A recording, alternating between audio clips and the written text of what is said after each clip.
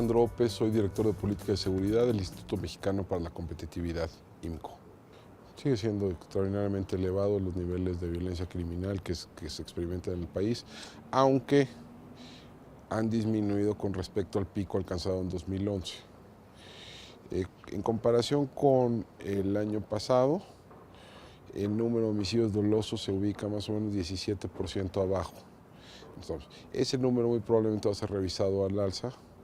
Es decir, al final del año cerraremos con algo más de 19,000 homicidios dolosos, averiguaciones previas por homicidio doloso, lo cual equivale a entre 23 y 24,000 víctimas, que sin duda es mejor que las 27,000 que se registraron en 2011 y las 26,000 que se registraron en 2012, pero sigue siendo un número excepcionalmente elevado. Equivale a todos los homicidios que se registran en Europa en un año. Secuestro vamos para año récord en denuncias. No sabemos si eso es reflejo de un número mayor de secuestros o un número mayor de denuncias, pero por información anecdótica parecería que sí hay un repunte en el número de secuestros extorsivos. Ciertamente el país no está en condición de estado fallido ni en nada que se le parezca, pero esta crisis de seguridad iniciada hacia 2007-2008 ha evidenciado las carencias institucionales del país, ¿no?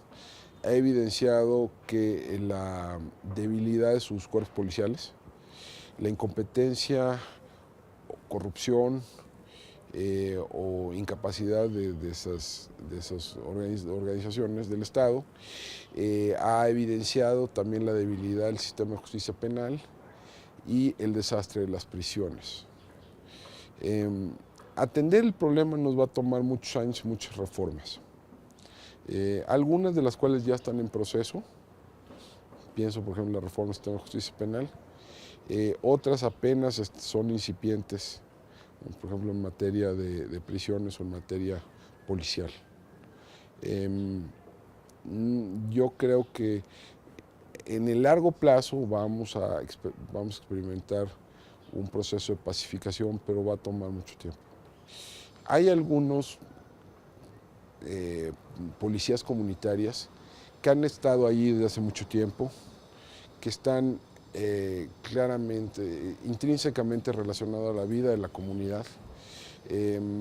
Están en algunos casos vinculados a los usos y costumbres de comunidades indígenas y que son fenómenos perfectamente legítimos.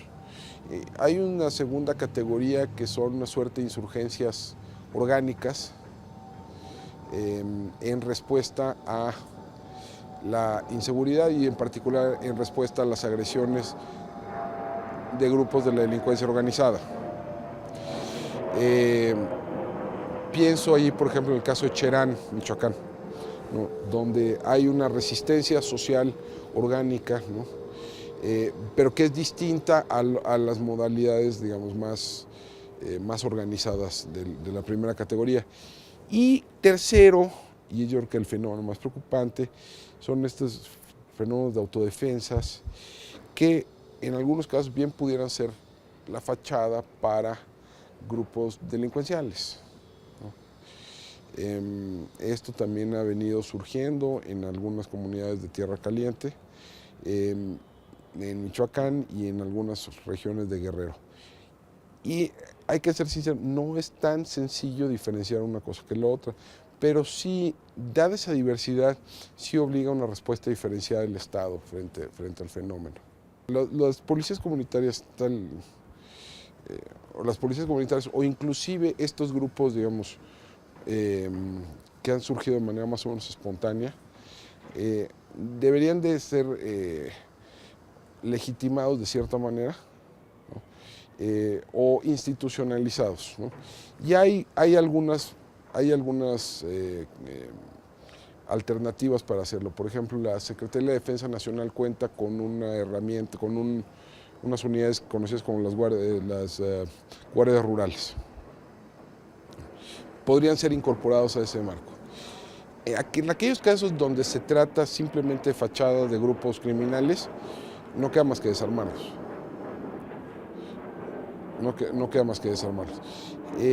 Ahora, esto en Guerrero y en Michoacán, particularmente en Michoacán, esto ya no es de un problema de seguridad pública, sino que es un problema que tiene connotaciones políticas muy marcadas, ¿no? Y que tal vez habría que pensar en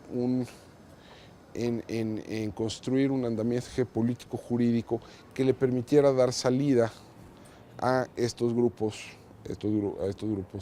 armados, sin garantizar, sin darles impunidad, por supuesto, pero a lo mejor considerándolos como actor político, ¿no? Bueno, no, es que el Estado no puede dejar de tener el monopolio del uso legítimo de la fuerza. Ahí la palabra clave en esa frase es legítimo, ¿no? Otros pueden usar la fuerza, pero ese uso no es legítimo.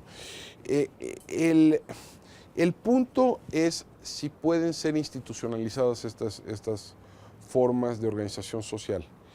Diría que en algunos casos sí, en otros no. Lo que es problemático es que cualquier grupo de civiles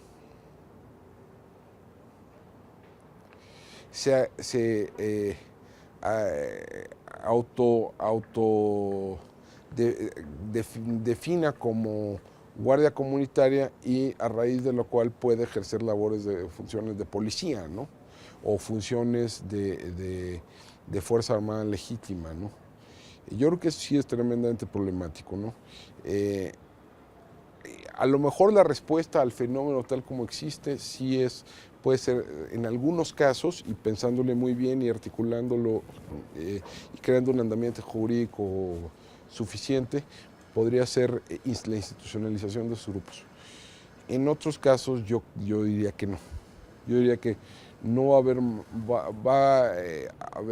va a tener que haber un tipo de respuesta relativamente represiva.